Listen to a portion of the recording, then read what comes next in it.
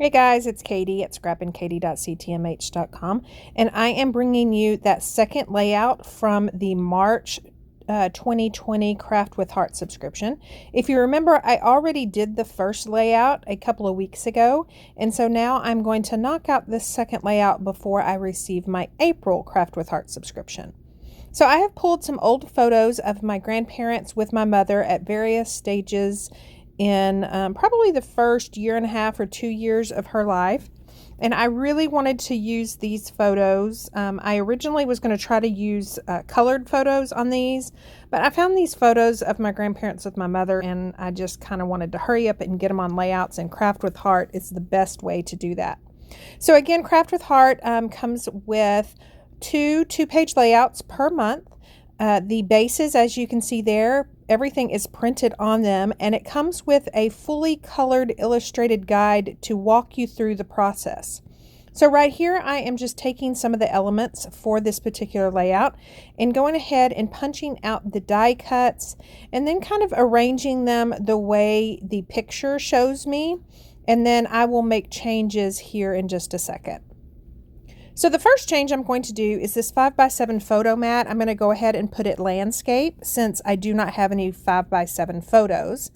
And then I am just going to start laying out the photos. I wanted to do it by age. And then I thought, no, you know what? I'm going to put this left layout of various photos of my granddaddy with my mom. And then the right layout will be of my grandmother with her. So I am just going to trim this little, I guess it's a frame, and the die cut parts left little notches on the outside. So I like to just use my micro tip scissors and trim those off. And then I'm going to trim the part of the photo that hangs off or out from the bottom of that off with my photo trimmer. You could also do it with scissors. And then I'm going to start adhering everything down. Again, this photo mat is a 5x7. And of course, those older photos, they're really not any size that we currently have. And yes, I am using the original photo. I just felt that my mother didn't want these photos. She lives in a small apartment. And so if I were to copy these photos to use the copies, these original photos would just sit in a box, and that to me is more of an injustice than using the original photo. So I am going to add some dimension to that photo by using some of that self-adhesive foam mat. I'm going to cut that little card so I can use another piece on the right hand side, as well as this little text card as well. This little stamp, although it has nothing to do with the layout, I just love that it's kind of old and vintagey, as well as the clock and then the clip. I am going to use some 3D foam tape for those elements that are hanging off that oval photo mat, and then I'll add my journaling down below. So on the right hand layout, again, you have a photo mat. It is a 4x6 photo mat. So I will probably use it as intended. And then I am just going to start laying out these photos. Again, these photos are only of my grandmother with my mom. And so I am going to just use those, trim this photo. Again, I decided to just show you a different way to trim it instead of going ahead and adhering it down to that oval photo mat. So I am just using regular adhesive. I did notice on that photo it had my granddaddy's handwriting, so I just went and copied that onto some photo paper on my printer, and I will use that on the layout here in a second. And then I am just checking to see what Close to My Heart suggests to do with some stickers and some other embellishments.